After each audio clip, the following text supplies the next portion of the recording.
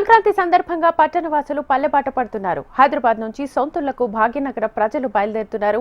శని ఆదివారాలు కలిసి రావడంతో సొంతూళ్లకు పయనమవుతున్నారు. దీంతో నగరంలోని ప్రధాన బస్టాండ్లలో ప్రయాణికుల రద్దీ పెరిగింది. పండుగ రద్దీని దృష్టిలో పెట్టుకుని సంక్రాంతి సందర్భంగా ప్రత్యేక బస్సులు నడుపుతోంది టీజీఎస్ఆర్టీసీ. వివిధ రూట్లలో 6432 ప్రత్యేక బస్సులను ఏర్పాటు చేసింది. మరోవైపు పట్టణ ప్రజలు పల్లెబాట పడుతుండటంతో హైదరాబాద్ విజయవాడ హైవేపై భారీగా ట్రాఫిక్ నిలిచిపోయింది. ఎంజీబీఎస్ లో ప్రయాణికుల రద్దీకి సంబంధించి మరింత సమాచారాన్ని మా ప్రతినిధి రజిత అందిస్తారు.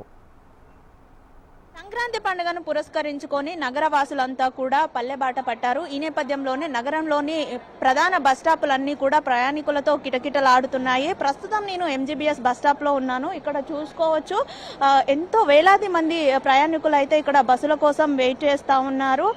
సంక్రాంతి పండుగకు నిన్నటి నుండే సెలవులు ఉండడంతో కూడా నిన్నటి నుండే ప్రయాణాలు స్టార్ట్ అయినాయి అని చెప్పొచ్చు. నిన్న సాయంత్రం నుంచి కూడా ప్రయాణాలు జోరందుకున్నాయి. అయితే ప్రయాణికులు సంక్రాంతి పండుగకు ఊరెళ్లే ప్రయాణికులను దృష్టిలో ఉంచుకొని టీజీఎస్ఆర్టీసీ కూడా ప్రయాణికుల కోసం ప్రత్యేక బస్సులను ఏర్పాటు చేసింది. 6432 ప్రత్యేక బస్సులను నడుపుతున్నట్లుగా ఇప్పటికే టీజీఎస్ఆర్టీసీ తెలిపింది. నగరం నుండి కూడా పలు ప్రాంతాలకు అంటే ఇతర రాష్ట్రాలతో పాటు మన రాష్ట్రంలోని వివిధ జిల్లాలకు కూడా ఈ బస్సులను నడపనున్నారు.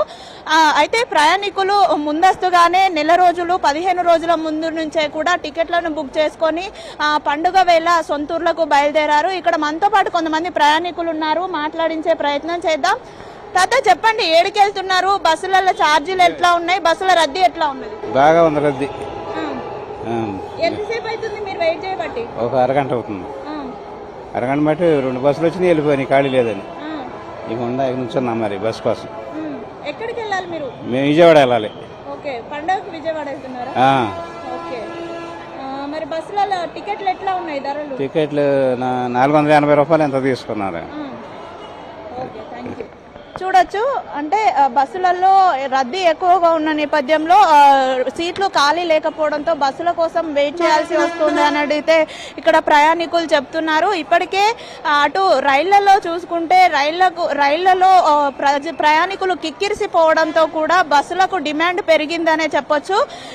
ఇందులో భాగంగానే ప్రత్యేకమైన బస్సులను నడుపుతున్నప్పటికీ కూడా అవి ఏమాత్రం సరిపోక వెయిట్ చేయాల్సి వస్తుందని అయితే ప్రయాణికులు చెప్తా ఉన్నారు. ఇక్కడ నుంచి వివిధ ప్రాంతాలకు వెళ్లేవారు కూడా అంటే సంక్రాంతి పండుగ ఉన్న నేపథ్యంలో ఏపీకి ఇక్కడ నుంచి ఎక్కువగా ప్రయాణాలు జరుగుతుంటాయి. అటు విజయవాడ, విశాఖపట్నం, ఒంగోలు ఇలా ఏపీలోని పలు ప్రాంతాలకు కూడా ప్రత్యేక బస్సులను ఏర్పాటు చేశారు.